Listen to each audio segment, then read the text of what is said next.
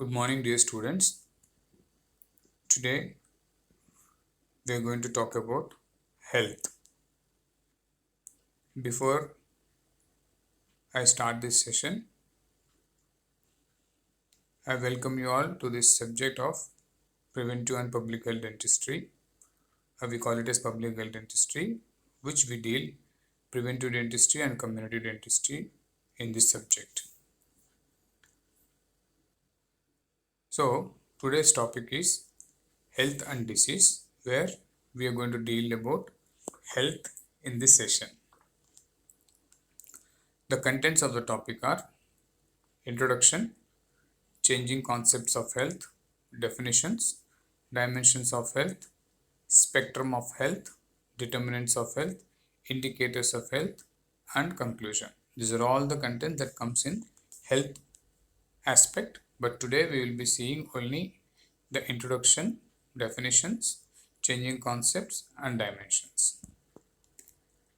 So health is not an issue of doctors or hospitals and social services. It is an issue of social justice. So your health is not dependent on doctors or some hospitals or some social services or some social activist who can take care of your health. It is a social justice, and it is the responsibility of the state and yourself to take care of your health. But it is unfortunate, it is always or often taken granted, and its importance is fully understood only when it is lost. That means when you become sick or when you have some morbid conditions, then only you realize, oh, how important it is to remain healthy. Let us see the definition of health. Webster gave the definition as the condition of being sound in the body, mind, or spirit, especially freedom from physical disease or pain. So it is a condition of being sound in the body and in the mind, and especially freedom from any kind of physical diseases or pain or sufferings. This is the definition given by Webster. Another definition given by WHO, that is World Health Organization. Health is a state of complete physical, mental, and social well-being, not merely an absence of disease or infirmity. It is a complete state of physical, mental, and social well-being. That is, you are physically well-being, mental well-being, and social well-being, are not just an absence of disease. Because I do not have the disease, you cannot say I am fine. You should be mentally in a very good state, physically good state, and socially also you are well behaved and your well-being is up to the level. So this is the definition given by World Health Organization in 1948. So next let us see the changing concepts of health. So in this changing concept, the first one is biomedical concept. What is biomedical concept? Here, health is viewed as absence of disease. Like how earlier we used to say that if I don't have a disease, I am fine. I don't have any problem. And if someone is free from the disease, then you are considered as healthy. That means I don't have a disease, I am fine. I am very healthy. This used to be the concept. So that is called biomedical concept. The medical profession viewed this human body as a machine and disease as a breakdown in that machine, and doctor is often considered as a person who repairs that machine or puts back that machine in normal order. So this was the way where initially they looked at a disease, and this was called as biomedical concept. Now the criticism of this biomedical concept is when it has minimized the role of environmental factors, social factors, psychological factors, and cultural determinants of health. When all these factors are not considered in defining that disease state of the person or being healthy, just because absence of disease is not acceptable. So it was criticized at that stage. Now coming to the ecological concept. Now what is ecological concept? Here, health is a dynamic equilibrium between man and his environment, and disease is a maladjustment of human organism to the environment. They looked at it as it is a dynamic equilibrium. That means there is a proper relationship between the man with his environment, and if there is any disturbance within this relationship, within this balance between these two, that is the human being or human body and himself with the environment, there is a occurrence of the disease. So they call it as ecological concept. No ecologist has looked at it in this aspect. Now this concept has raised two issues, that is imperfect man and imperfect environment. But it determines not only the occurrence of disease but also availability of food and population explosion. So ecological concept is looked at it this way. Now coming to the psychosocial concept. Now the contemporary developments in social sciences revealed that health is not only a biomedical phenomena, it is also influenced by social, political and economical factors of the health. So this is as psychosocial concept. So you all agree that health is definitely influenced by social, political and economical factors. Now health is both biological and social phenomena. Socially, a person who is well is expected to be healthy, and it's a political will of that particular state to take care of the health of their people, and economical factors of that particular state or a country depends upon what kind of health programs are conducted, how the government is taking the health priority in their policy levels. These are all determine the health of that particular nation. So health is looked at as a psychosocial concept. Coming to the holistic concept. Now what is this? It is a synthesis of all the concepts which we have discussed so far. It recognizes the strength of social, political, environmental, economical and psychosocial influences in health. So health implies that it is a sound mind in a sound body, in a sound family, in a sound environment.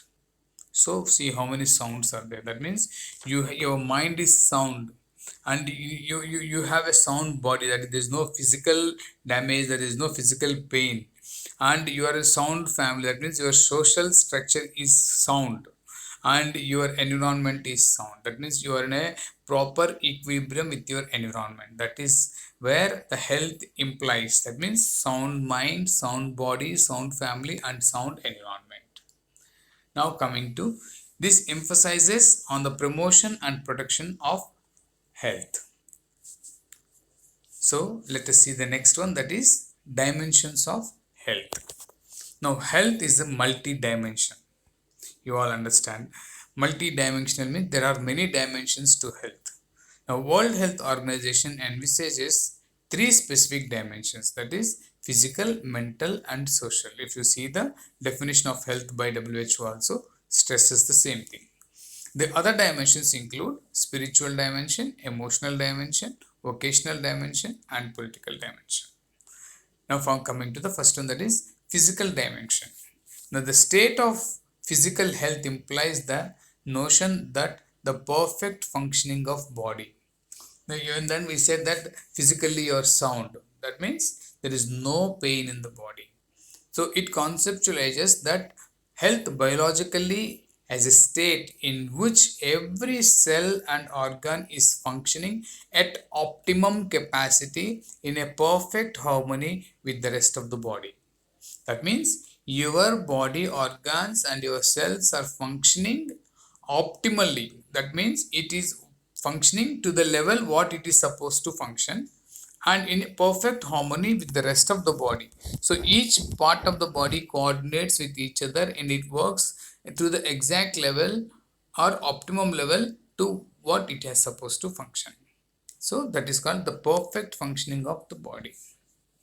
Now, the signs of physical health in an individual are clean skin, bright eyes, lustrous hair with a body well clothed with a firm flesh, not too fat, sweet breath, good appetite, sound sleep, and easily coordinated body movements. These are all the physical characters where a person who is healthy is supposed to have.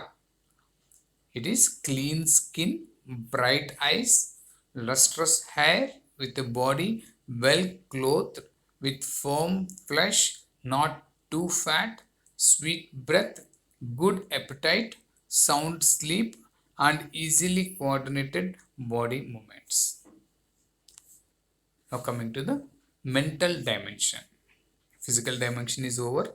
Now, coming to the mental dimension.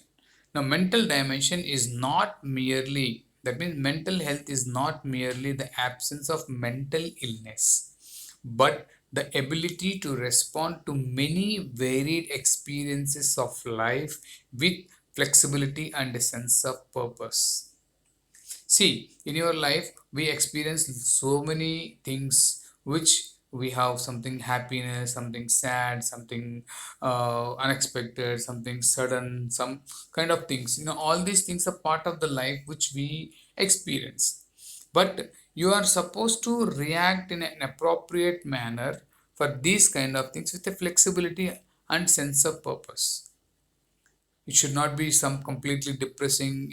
Some people who are not well, or some people who are not sound in mind, they kind of react in a very odd way, or they might get into depression, they might go into psychological depression and land into so many complications. So that kind of situation should not happen when in this mental dimension.